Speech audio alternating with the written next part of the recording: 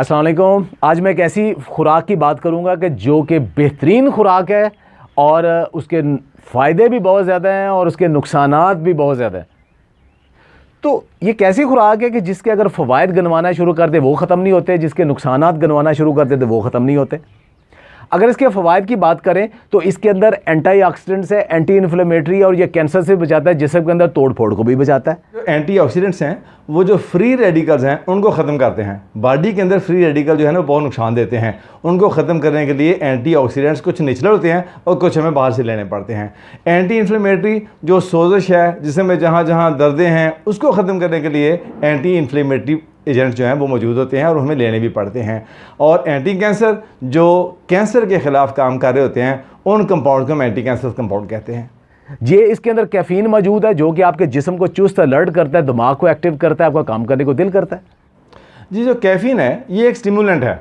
ये weight loss भी करेगी, ये बॉडी को चुस्त भी करेगी और जो हमारे जिस्म की दर्दें हैं वो भी कम करेगी और हमें मूवमेंट्स में ये बड़ी फैसिलिटेट करेगी। ओबेसिटी को भी ये कम करेगी, मोटापा इससे कम हो जाएगा।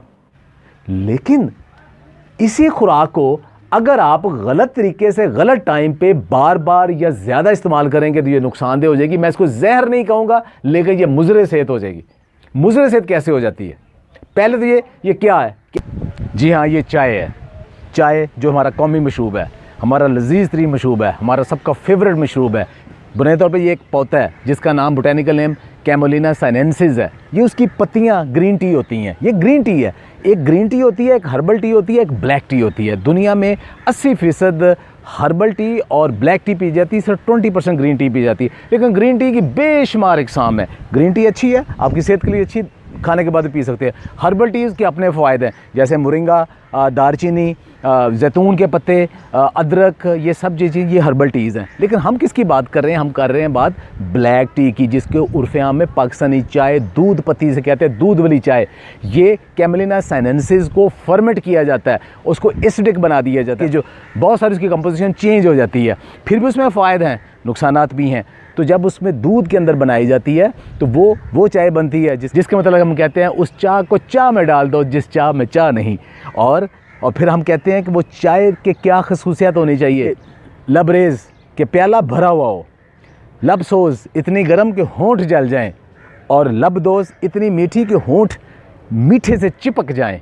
अच्छा, अब चाय के नुकसानात मैं जो कह रहा हूँ कि ये इतने नुकसानात है कि दुनिया की सबसे बुरी हम खुराक करार दे सकते हैं, वो ये है कि इसको जब गलत तरीके से गलत टाइम पे इस्तेमाल करते हैं। वो क्या गलत तरीका और गलत टाइम है? वो है खाने के फ़ौरन बाद या खाने के साथ इस्तेमाल करना। वो खाने का फुल स्टॉप कहा जाता है। जब चाय आ गई इसका मतलब है कि खाने ख़त्म। लेकिन उसका नुकसान क्या है? चाय के अंदर ऐसे कंपाउंड हैं कि जो कि प्रोटीन को, मिनरल्स को, विटामिन्स को बाउंड कर देते हैं। अब सबसे बेहतरीन चीज़ किसी खुराक के अंदर प्रोटीन, मिनरल्स और विटामिन ही तो हैं। जो है ना टैनिन्स, ये बॉडी से कैल्शियम को चिलेट कर लेती है, निकालती है, ख़त्म करती है और प्रोटीन की हार्डनिंग का सबब बनती है। जो प्रोटीन अवेलेबल नहीं रहेगी बॉडी के लिए, अगर हम इसका इस्तेमाल करेंगे फ़ौरन खाने के बाद तो ये प्रोटीन अवेलेबिलिटी को ख़त्म कर देगी। अगर विटामिन नहीं हो, ये विटामिन जो हैं उनको भी चिलेट करती है, उनको भी ख़त्म करती है। विटामिन नहीं होंगे, पर्टिकुलरली विटामिन डी अगर ख़त्म हो गया, उसकी एब्जॉर्प्शन नहीं हुई तो उससे कैल्शियम एब्जॉर्प्शन भी ख़त्म हो जाएगी। और बिलखसूस टैनिन के बारे ये कहा जाता है कि एब्जॉर्प्शन जो आयरन की उसको ये इंटरफियर करती है।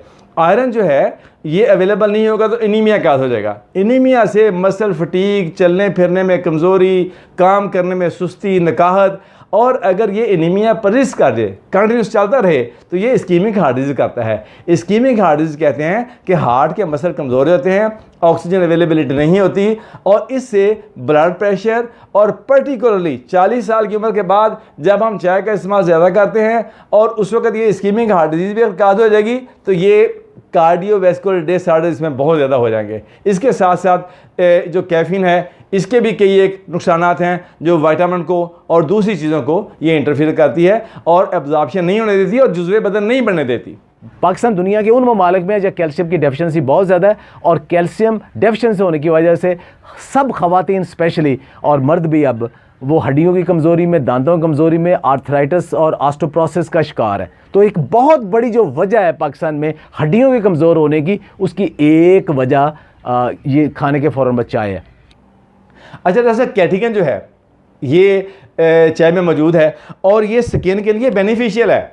इसका बड़ा अच्छा इफेक्ट है। फीमेल जो हमारी स्किन को लिए इस्तेमाल करती हैं, बेनिफिट है। लेकिन अगर हम 5-6 कप से ज़्यादा दिन में पिएंगे तो ये कैटीकेन के फ़ायदे की बजाय ये एजिंग वाले हाथ, बुढ़ापे वाले हाथ, झुर्रियाँ पड़ी हुई चेहरे पे और हाथों पे ये नज़र आनी शुरू हो जाएंगी।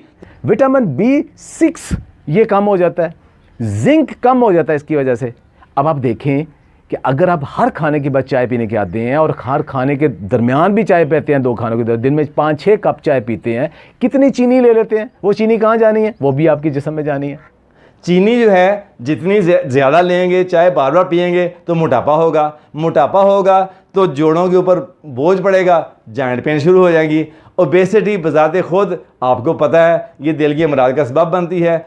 इसके अलावा इतनी कैफ़ीन आप लेते हैं तो वो कैफ़ीन जिस्म को जितनी ज़रूरत है उससे ज़्यादा ले लेते हैं, आप एडिक्ट हो जाते हैं, कैफ़ीन एडिक्टेड हो जाता है। जब तक चाय ना पिए आप अलर्ट नहीं होते, तो ये एक नशा आ जाता है। उसके बाद चाय के अंदर ऐसे कंपाउंड है कि जो आपको नींद को भी डिस्टर्ब करते हैं।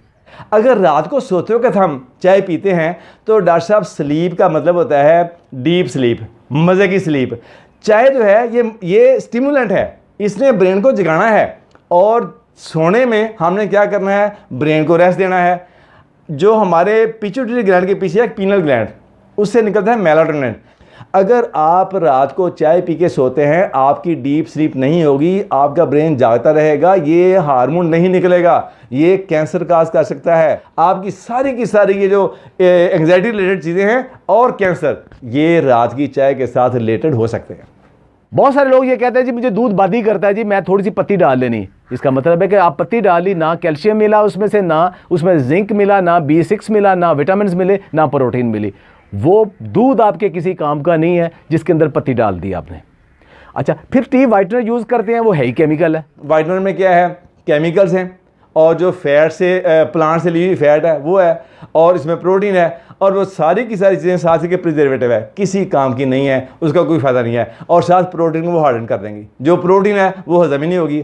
अब आपने चाय पी ली है, प्रोटीन हज़म नहीं हो रही, कैल्शियम ख़त्म हो गया है, मिनरल्स मिल नहीं रहे, विटामिन है नहीं, तो ज़्यादा चाय का फ़ायदा क्या है? ये नुकसान ही नुकसान है। तो इतने नुकसान आते हैं। जो ज़्यादातर बीमारियां अब नज़र आती हैं, मेरे अंदर है, मेरी फैमिली के अंदर है, मेरे इर्द गिर्द मेरी पूरी कौम के अंदर है, उनमें से एक बहुत बड़ी वजह खाने के बाद चाय है। तो अब करें क्या? चाय छोड़नी नहीं है, चाय को बेहतर अंदाज में पीना है। बेहतर अंदाज में क्या है, ताकि उसके मैक्सिमम फ़ायदे मिले। सुबह नाश्ता करें, फ़ौरन काम पे चले जाएं, बिजी हो जाएंगे। कम से कम 1.5 घंटे बाद चाय पिएं, आपके सारे मिनरल्स, विटामिन सारे हजम हो जाएंगे। उसके बाद चाय बेहतरीन है। और उसके बाद जब आप शाम की चाय है वो 4 से 5 या 6 बजे के दौरान पिए, जब दोपहर वाला खाना आपका हजम हो चुका है, वो भी एक बेहतरीन है। कि दफ्तरों में आप ग्रीन टी पे आ जाएं। रात का खाना जो है ना उसके फ़ौरन बाद चाय जो है ना, वो चूँकि आप घर में होते हैं, वो आपको बहुत तंग करता है, तो कोशिश करें कि फ़ौरन कोई स्वीट डिश खा लें, वो बेहतर हो जाएगी। जी डॉक्टर साहब, एक चाय जो है ना ज़्यादा कड़ी हम पसंद करते हैं कि चाय जो है ना वो अच्छा, उसको ना बार बार फेंटा लगा हुआ हो, ये चाय नहीं है। ये ओवर ब्रूड चाय जो है ये भी नुकसान देती है। अगर आपने ज़्यादा स्ट्रांग चाय पीनी है तो पत्ती थोड़ी ज़्यादा डाल लें, उस चाय को चाय रहने दें, उसका काढ़ा बना के केमिकल को मॉडिफाई कर करके उसके नुकसानात को ज़्यादा अपने अंदर ना लेके जाएं। चाय पिए, जब भी चाय पीने उससे पहले पानी पिएं और कुछ खा लें, क्योंकि चाय कभी कल्ली और कभी कलियाँ नहीं पी भी थी। पानी पीने से होगा कि आपकी एसिडिटी कम हो जाएगी, थोड़ा डाइल्यूट हो जाएगा। जो बेड टी है इसमें चाय के अंदर थियोफाइलिन मौजूद है, गो उसकी क्वांटिटी बहुत कम है लेकिन मौजूद है। उसका सबसे बड़ा इफेक्ट ये है कि वो डिहाइड्रेटिंग यानी पानी को निकालती है, स्टूल को हार्ड करती है। स्टूल हार्ड हो जाएगा, कॉन्स्टिपेशन हो जाएगी, कब्ज